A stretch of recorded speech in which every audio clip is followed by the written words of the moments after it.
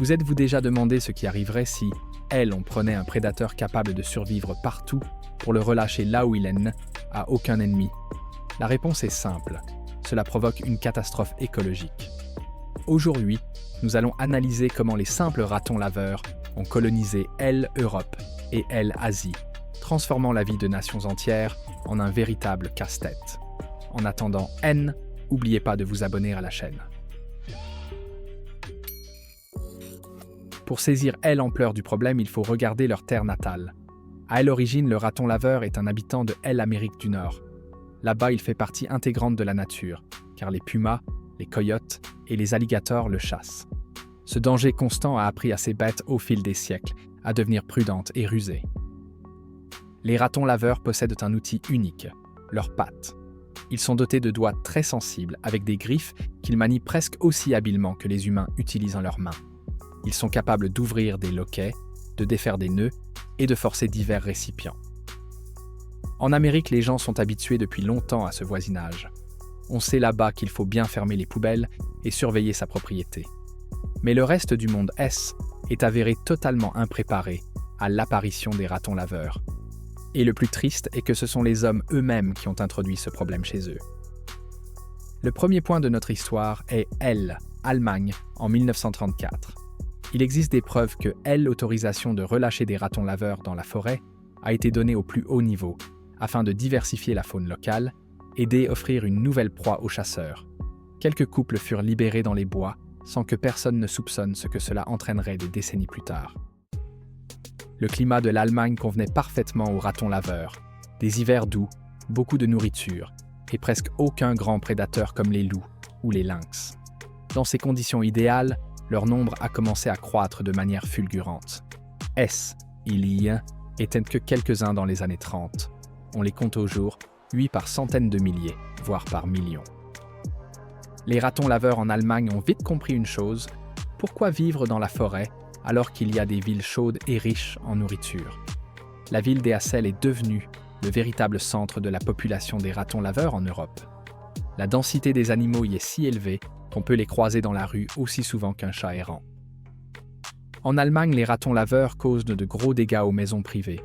Grâce à leurs griffes acérées, ils grimpent facilement aux murs, déplacent les tuiles et pénètrent dans les greniers. Là-haut, ils abîment l'isolation, rongent les câbles et installent leur tanière. Les réparations après le passage de ces invités coûtent très cher aux propriétaires. Transportons-nous maintenant au Japon. Ici, tout a commencé non pas par la chasse, mais par un dessin animé populaire sur un raton laveur, sorti en 1977. Le héros a tellement plu aux enfants que de nombreuses familles japonaises ont voulu adopter le même petit animal vivant. À cette époque, le Japon importait des milliers de ratons laveurs par mois. Mais les gens ne comprenaient pas que le raton laveur est une bête sauvage, et non un chat domestique. En grandissant, les animaux devenaient agressifs, mordaient et abîmèrent les meubles. Il était impossible de les gérer dans un appartement. Beaucoup de familles ont simplement commencé à relâcher leurs animaux dans la forêt ou dans les parcs. Une fois en liberté, les prédateurs américains ont découvert des conditions parfaites. Car au Japon, ils n'ont pas d'ennemis, mais beaucoup de nourriture. Ils se sont mis à se reproduire rapidement tout en chassant les animaux locaux.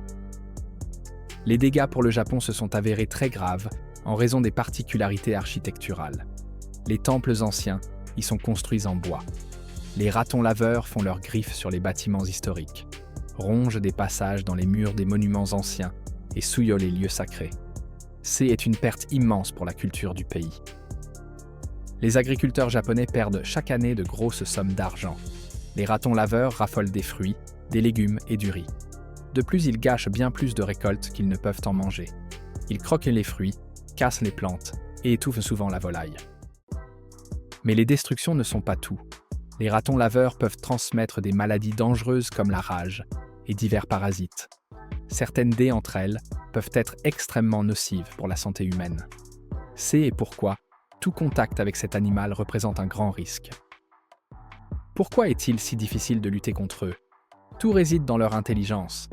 Les scientifiques affirment que l'intellect du raton laveur est très élevé.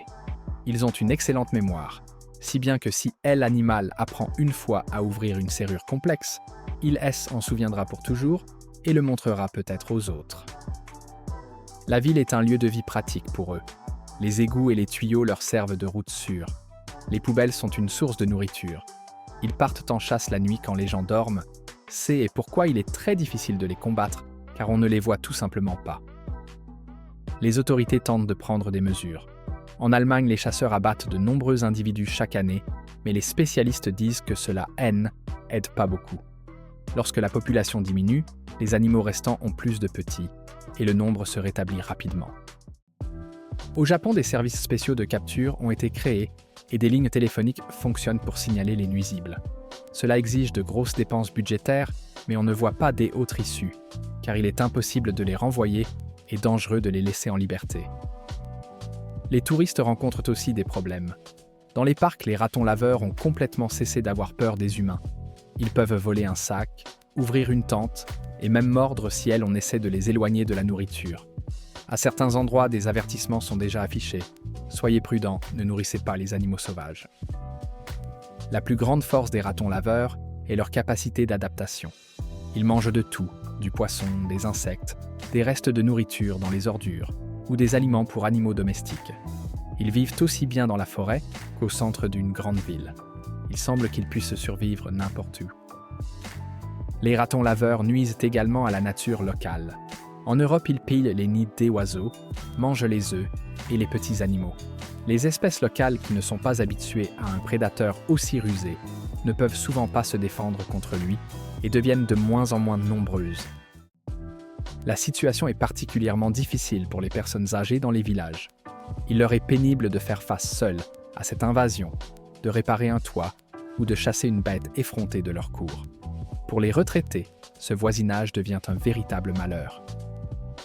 Les méthodes de lutte modernes incluent la stérilisation, mais c'est très coûteux et complexe. Les ratons laveurs apprennent vite à contourner les pièges. À peine hâtés, on a inventé une nouvelle serrure pour la poubelle que quelques temps plus tard, les animaux trouvent le moyen de ouvrir. Actuellement, les spécialistes regardent vers elle et avec inquiétude. Les ratons laveurs apparaissent déjà dans les pays voisins de l'Allemagne et pourraient pénétrer sur le territoire russe. Ils habituent à des hivers plus froids. Le problème deviendra commun à de nombreux États. L'histoire des ratons laveurs est une leçon importante. Les hommes sont intervenus dans la nature, certains pour la chasse, autres par mode pour des animaux exotiques. Nous avons perturbé l'ordre naturel et nous devons maintenant payer pour les erreurs du passé. Aujourd'hui, dans de nombreuses régions d'Allemagne, les habitants se sont déjà résignés. Ils installent des protections sur les gouttières pour empêcher les bêtes de grimper et verrouillent hermétiquement les portes.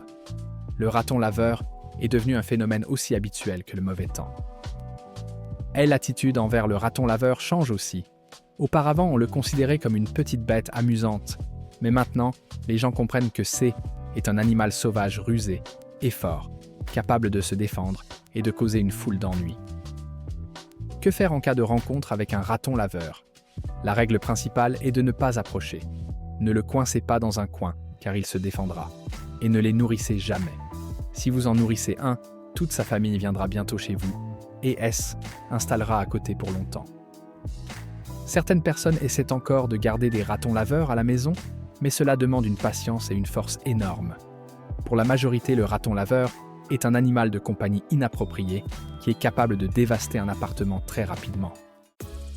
Alors qui gagne dans cette confrontation ? Pour l'instant, l'avantage est du côté des ratons laveurs.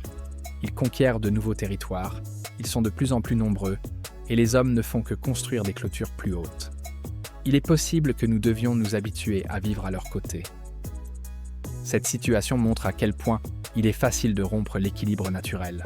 Une seule décision prise il y a de nombreuses années a conduit au fait qu'aujourd'hui, des pays entiers dépensent des sommes colossales pour lutter contre les conséquences. La bête que on a amenée par curiosité dicte désormais ses conditions. Et vous, quelle est votre position face à ce problème ? Pensez-vous qu'il faille prendre des mesures plus sévères ou qu'on ne peut plus rien faire contre la nature ? Écrivez votre avis et abonnez-vous à la chaîne car beaucoup de choses intéressantes sont encore à venir.